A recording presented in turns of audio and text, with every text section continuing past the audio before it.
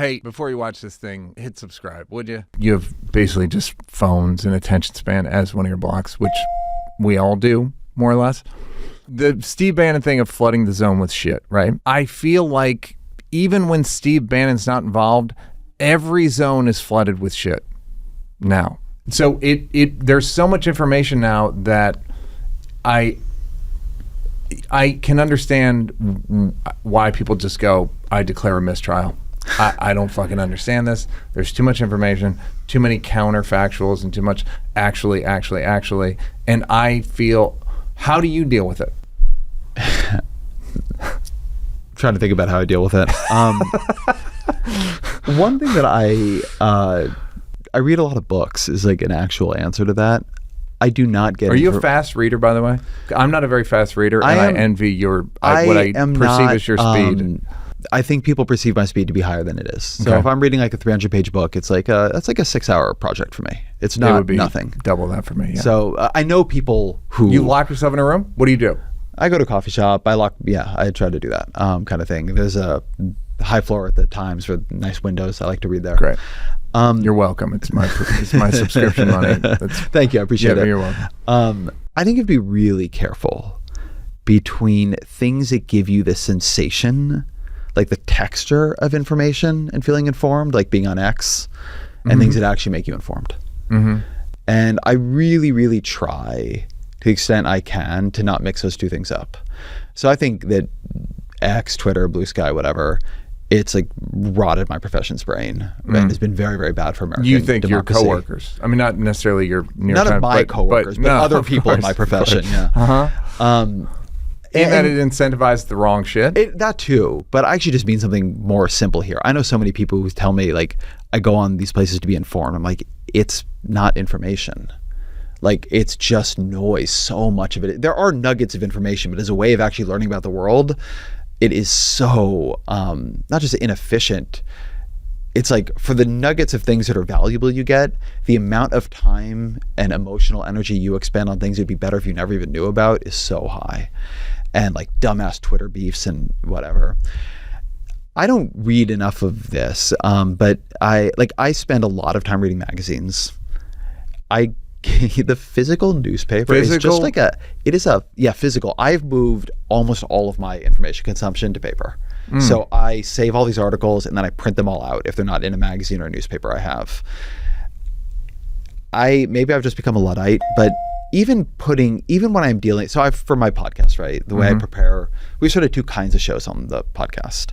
One is what we call book prep. So somebody's coming on, they've written a book, pretty straightforward. You got to read the book, and then me and my producers talk about it. And it's not, they don't tell you, you read it. I read the book. Yeah. And so do they. And I'm not saying I read every page of every single book, but I do my best. It really shows if I don't. Yeah. The only way to know something is to do it yourself. To absorb that information yourself. I'd never heard of you until 10:30 this morning. Huh? So I'd never heard of you until 10:30 this morning, so I get it. But so then you have a lot of news preps, and those are sort of, the producer will do a lot of synthesis for me, but inside that, it's like the document I will get is like a 30-page document with then 15 links in it. And what I do is I print that out. I click through the links that look like I should read them. I print those out. I bring this like stack of paper that I've printed out on the office printer up to the floor I work on, and I just sit there with a pen going through it. And the thing that I notice is even when I'm reading the same thing, right, reading the same article either on paper or the computer, the amount I get out of it on paper, because just shit's not blinking at me and distracting at me, and I'm not following links and clicking over to my email, and it's so much more.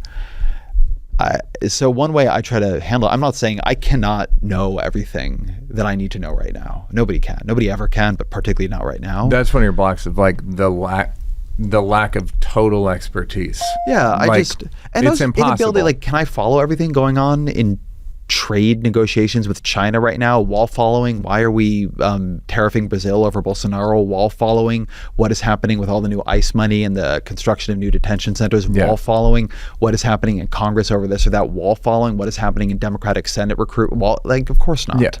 Right? Not at the level I would like to know about it all. AI and But so you got to choose, right? I structure what I'm learning about based on what things I have to create, what the next podcast is, what the one after that is, what the next column is. And then I print as much of it as I can out, or I get a hard copy of the book and I try to sit and read it, or I read the newspaper and I try to sit and read it. And when the better I am about being on paper versus digital, both simultaneously, this is a crazy thing to me, simultaneously, the more I know and the less crazy I feel. Because the feeling of getting information that way is better. Like the sensation, getting the same amount of information on X or TikTok or whatever versus getting it in a book, it just feels better in the body. You can think it's not as alarming, it's not yelling at you, it's not as emotional. A screen, whatever the light, the LED, whatever that does to you. We had books for a long time and we called it reading, not doom reading or hell reading. We had Twitter for like a couple years and we call it doom scrolling. It's not good for you. Yeah. It's bad. Like, it's important. I'm not telling you it isn't, but we've just, this reminds me of another thing I wanted to ask you about, which is you were not a very good student. No. At what point did that switch? Because I've started thinking of life as like there are A students and B students and C students, and I sometimes am an A student, and it's directly proportional to the amount of work I do. Were you a good student? No. How bad? I got a 1070 on my SATs back in the old way. That's testing, though. I'm asking you about your work ethic. Like B's. Yeah. I was a charismatic. Yeah. I think Ali Wong calls herself a charismatic A cup. I was or maybe it's a B. Sorry, Ali, if it's a B. Boys, they never liked me growing up. In the 90s, in high school, guys, they weren't into charismatic A cups. I was a charismatic B student, but like I would bust balls with the teachers, and you know what I mean. I was working it, but you're like working the room, sure. Yeah, but I wasn't doing any. It flipped for me when, sort of when I went to college, but kind of when I found blogging. I do not absorb information by sitting in a room and watching somebody talk. Still. It's not a way I absorb information. I like podcasts because I can do something else with my hands. I can walk, I can, but I really like reading. I just don't I don't hold information that other way. It just doesn't work for me. And I really think that was a core for me in school. I've said this before, but you watch, Saved by the Bell or whatever. Do people still know that reference, or am I too old? Couple more. It was gonna expire tomorrow if you hadn't mentioned it. So thank you for bringing it back up. You watch these shows, and you got the kids are all like doodling and daydreaming, and it's going off in a little daydream, fantasy sequences. I thought that's what everybody was doing. That's really what I was doing. Yeah. Now I really was not able to pay attention. And so I didn't absorb things. I'd get home and look at the homework and I'd be confused, and it just didn't work for me. So when I didn't have to do that anymore, and instead it was like, can you read all the books and write an essay? It worked out fine. And that's generally like... And then I built my entire life around doing that. Yeah. Yeah.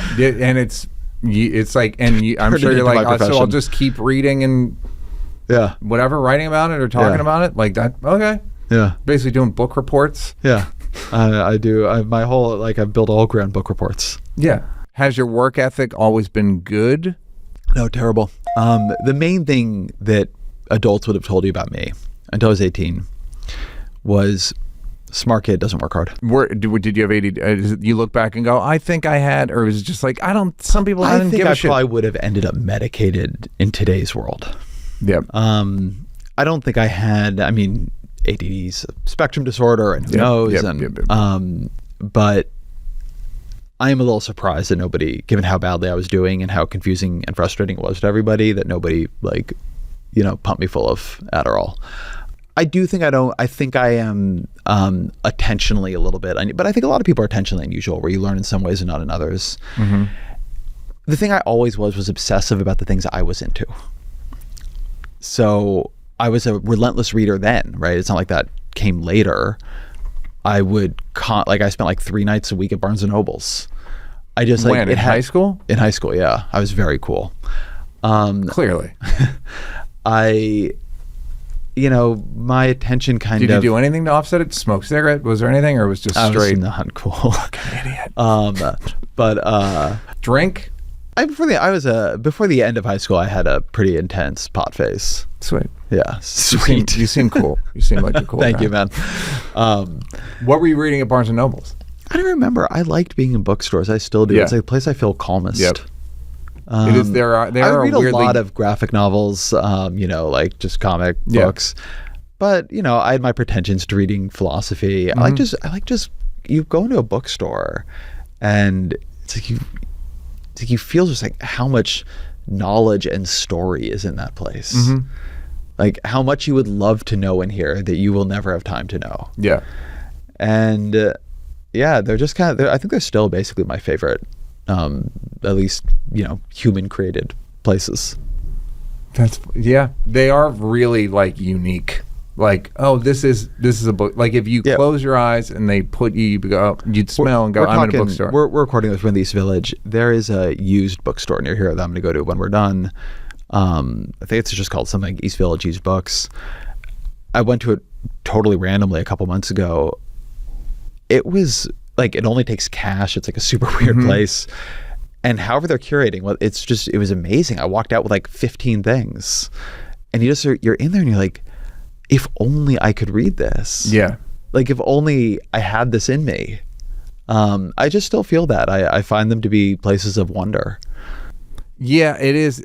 And there's a part of me that the formality of books, meaning I wouldn't say I'm well read. I read. I don't read as much as I should, etc. But be kinder to yourself. But then no. Why start now? But I have friends who don't read much and are some of the most impressive brains I've ever encountered.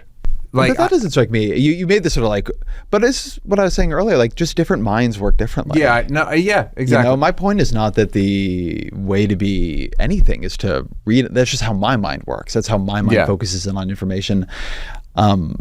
Other people are amazing at learning from lectures, right? That's a great format for them. Yeah. Other people, it's conversation or it's whatever it might be.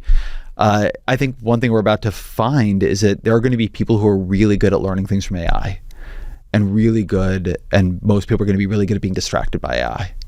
And meaning, so for a small when you say number of learning people, from, you mean they like bullet points? Like what do you mean? I mean, that's an astonishing technology if what you want is an always on tutor. And for some people, they will use it that way and they will love that. And then for a lot of people, they will use it to cheat on their homework. Yeah. But there's going to be a slice for whom it's better than books ever would have been. Yeah, or at least for them, it's what books are for me. Yeah. Or something. A cause for sexual arousal. I mean, there are sections for that, in the bookstore. Sure. You should look at what is best selling, man. It's a lot of fairy romantasy. Just hit it. Don't you want me to feel good? Subscribe.